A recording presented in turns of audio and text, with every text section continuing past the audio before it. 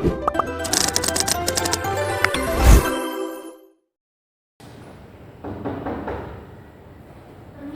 selamat pagi Bu. Selamat pagi, selamat masuk ya Celin.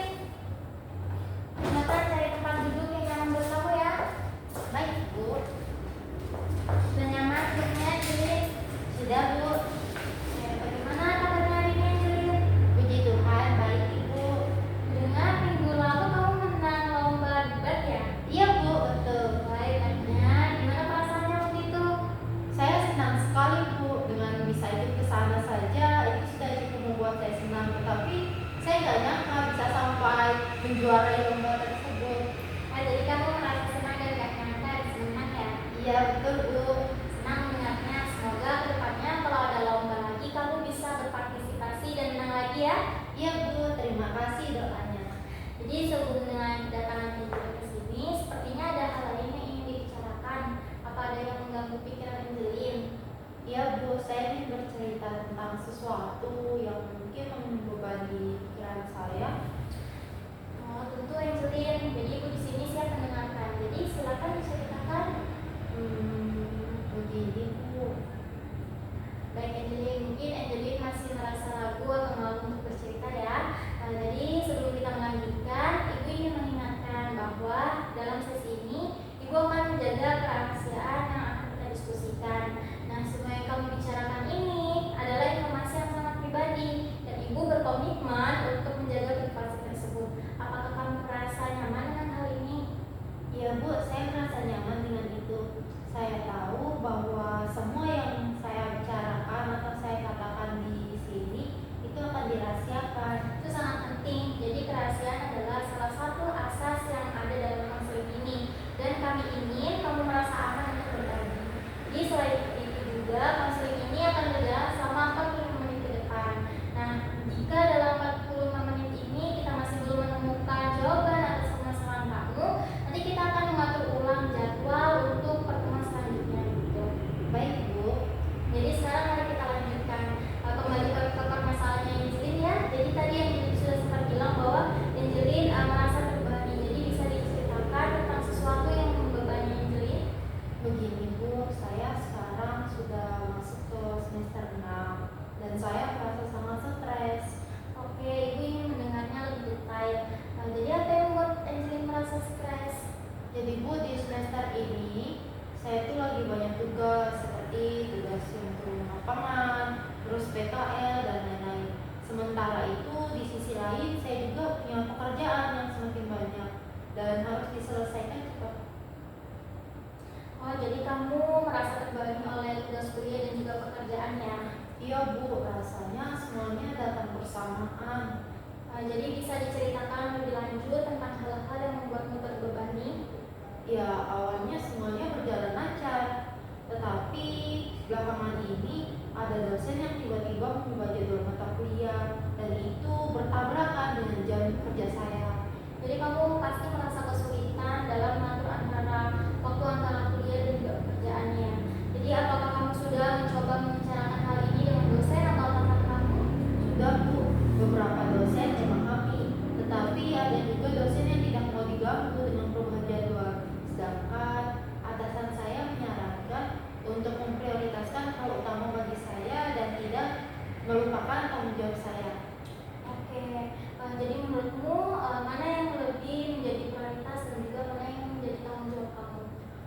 Bagi saya urusan kuliah adalah prioritas, sedangkan pekerjaan adalah tanggung jawab yang harus saya penuhi.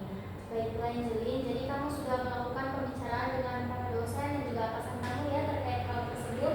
Namun apakah kamu sudah mencoba untuk mengatur keduanya? Saya sudah mencoba Bu, namun itu lagi-lagi membuat saya stres karena merasa terbebani untuk memilih mana yang harus saya kerjakan terlebih dahulu. Oh, jadi yang menurutmu paling bisa kamu lakukan untuk mengatasi hal tersebut itu apa? Mungkin saya akan fokus pada perkuliahan dulu Bu. Bagus, lalu bagaimana dengan pekerjaannya? Mungkin setelah menyelesaikan kuliah, saya akan lanjutkan tanggung jawab di pekerjaan saya.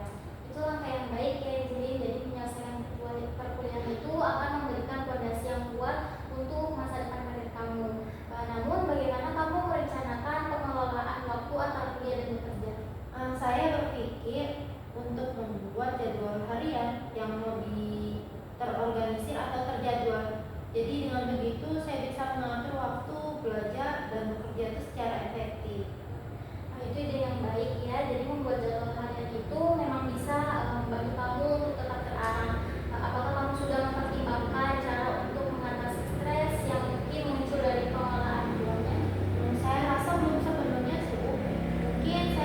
mencari waktu untuk beristirahat dan melakukan hobi yang saya sukai agar tidak terlalu terbebani oleh keduanya. Sepertinya itu ide yang bagus ya. Jadi menjaga keseimbangan antara belajar, bekerja, dan diri sendiri itu memang sangat penting. Jadi hobi apa yang biasanya kamu lakukan di waktu senggang? Saya suka menonton drama Korea sampai seharian penuh dan juga bahkan sampai tidur seharian penuh. Bagus. Jadi menonton drama Korea dan tidur itu bisa menjadi cara yang efektif untuk relaksasi. Mungkin kamu bisa menyisihkan waktu setiap minggu atau untuk melakukan hal-hal tersebut. Kalau boleh tahu berapa lama biasanya kamu meluangkan waktu untuk hobimu? Kadang saya hanya bisa menonton 1 atau 2 episode dalam seminggu karena banyak tugas ya Bu. Oke, mungkin kamu bisa menjadwalkan waktu tertentu ya dalam seminggu ini. Misalnya di akhir pekan gitu ya. Apakah ada waktu tertentu yang bisa kamu gunakan untuk itu? Mungkin akhir pekan Bu, setelah semua tugas selesai saya bisa menonton drama atau sekedar bersantai. Itu sangat baik ya. Jadi selain untuk hobi, saran ibu di sini cobalah untuk mencari momen kecil setiap hari untuk relaksasi, seperti berjalan-jalan sebentar atau meditasi. Nah, apakah kamu sudah pernah mencoba melakukan teknik relaksasi? Belum pernah Bu, saya masih belum tahu harus mulai dari mana. Nggak masalah ya. Jadi untuk teknik relaksasi itu kamu bisa mulai dengan teknik pernapasan sederhana. Contohnya seperti menarik napas dalam-dalam, tahan sebentar, lalu dihembuskan perlahan-lahan seperti itu. Nah, teknik relaksasi ini juga bisa membantu menenangkan pikiran. Oke Bu, saya akan mencoba. Jadi selain relaksasi juga nih, kita juga harus melibatkan diri dalam aktivitas fisik seperti berolahraga, juga dapat membantu mengurangi stres. Apa kamu pernah mempertimbangkan untuk berolahraga juga? Saya suka jalan kaki, tetapi tidak sering melakukannya karena ketika saya mempunyai waktu luang maka saya akan berjalan kaki. Oke, jadi jalan kaki itu kan memang cara yang bagus ya untuk merelaksasikan pikiran.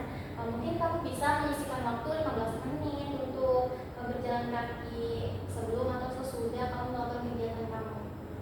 Saya rasa itu bisa jadi solusi yang baik Bu. Saya akan mencoba melakukannya.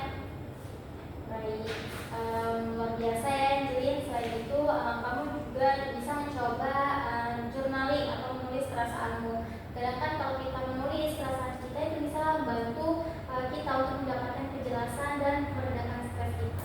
Apakah kamu tertarik untuk mencobanya? Menulis bisa jadi menarik, tapi saya belum pernah mencoba. Tapi terdengar bagus Bu. Oke, kalau gitu cobalah untuk menulis beberapa kalimat ya setiap hari. Nah, tentang apa yang kamu rasakan rasa di hari itu. Nah, itu bisa memberikan perspektif positif dan membantu mengurangi tekanan kamu. Iya Bu, saya akan mencoba menulis. Bagus. Selain itu, penting juga kita untuk berbicara tentang perasaanmu. Apakah ada teman atau keluarga yang bisa kamu ajak berbicara?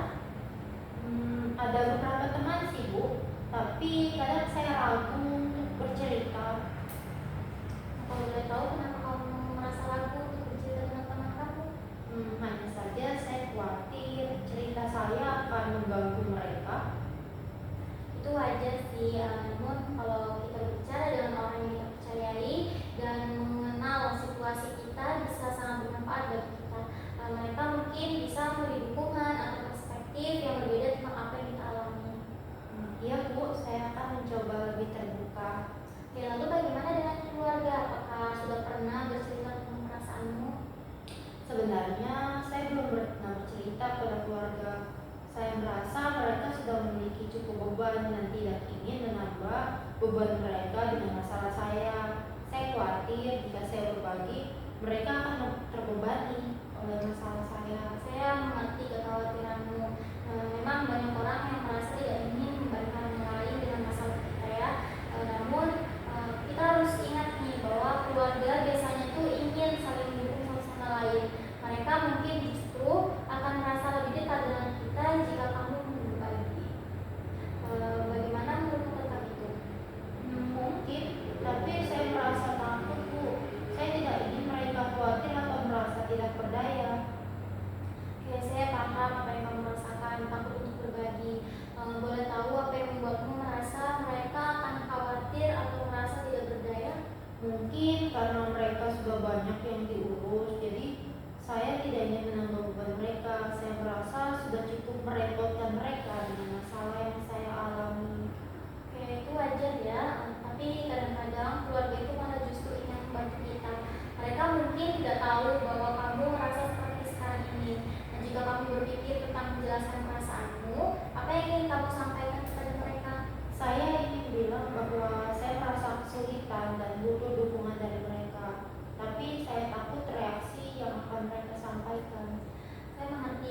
perasaanmu. Takut akan reaksi orang lain itu normal.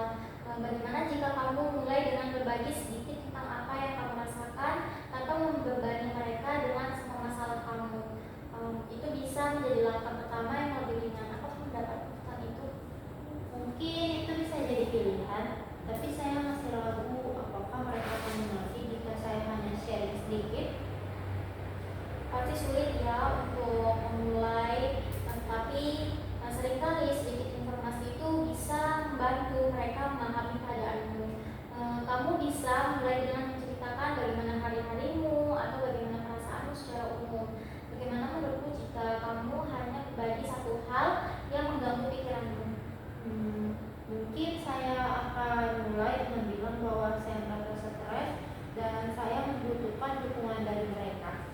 Itu langkah yang baik ya Angelin. Dengan memberi tahu mereka bahwa kamu merasa stres, itu bisa membuka peluang untuk percakapan yang lebih dalam. Apa yang kamu harapkan dari mereka setelah mereka mendengar cerita dari kamu? Saya harap mereka bisa mendengarkan dan memberi saya saran, atau bahkan hanya memahami kondisi saya. Itu harapan yang baik ya. Jadi kita harus ingat bahwa komunikasi yang baik itu bisa membantu mereka lebih memahami dirimu. Dan jika mereka tahu bagaimana perasaanmu, mereka mungkin bisa memberikan dukungan yang kamu butuhkan. Apakah kamu merasa lebih siap untuk mencoba sekarang? Ya, saya merasa sedikit lebih siap. Mungkin saya bisa mencoba membicarakannya akhir pekan ini. Baik, itu ide yang bagus ya Indri. Apakah ada momen atau tempat tertentu yang kamu rasa nyaman untuk berbicara dengan orang tuamu? Mungkin saat makan malam bersama. Biasanya suasana di sana lebih santai dan kami bisa berbicara tanpa terganggu satu sama lain. Oke, jadi bagaimana jika setelah kamu bicara, kamu juga menanyakan pendapat mereka tentang bagaimana cara saling mendukung satu sama lain? Itu ide yang bagus, Bu. Mungkin setelah saya berbagi, saya bisa tanya bagaimana perasaan orang tua saya tentang situasi kita juga. Itu bisa jadi cara yang baik untuk membangun komunikasi dua arah ya. Dengan begitu, kamu juga bisa mendengar dari mereka dan mungkin menemukan cara untuk saling mendukung satu sama lain. Jadi saya yakin kamu juga pasti bisa melakukannya. Terima kasih, saya merasa lebih baik setelah berbicara tentang ini dengan Ibu. Tapi, apa yang harus saya lakukan jika mereka tidak merespon dengan baik? Jika mereka tidak merespon seperti yang kamu harapkan, cobalah untuk tetap tenang ya. Terkadang orang itu kan memang butuh waktu untuk memproses informasi. Kalau kamu bisa memberi mereka sedikit ruang dan kembali lagi ke topik itu. Ya, itu masuk akal sih, Bu. Mungkin mereka butuh waktu untuk memahami. Ya benar sekali. Kamu juga bisa menjelaskan bahwa kamu tidak mengharapkan solusi langsung dari mereka, tapi hanya ingin mereka mendengarkanmu. Sampaikan bahwa itu penting buatmu. Baiklah, saya akan coba. Dan jika mereka terlihat bingung, saya akan jelaskan lebih lanjut, Bu. Oke, jadi kita perlu ingat ya bahwa ini adalah tentang berbagi perasaan dan kebutuhanmu. Jika mereka memahami kamu lebih baik, mereka akan lebih mampu memberikan dukungan untukmu. Saya berharap begitu.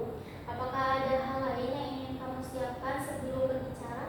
Mungkin saya perlu menulis beberapa poin tentang apa yang ingin saya sampaikan agar saya tidak merasa terburu-buru ketika berbicara dengan kedua orang tua saya.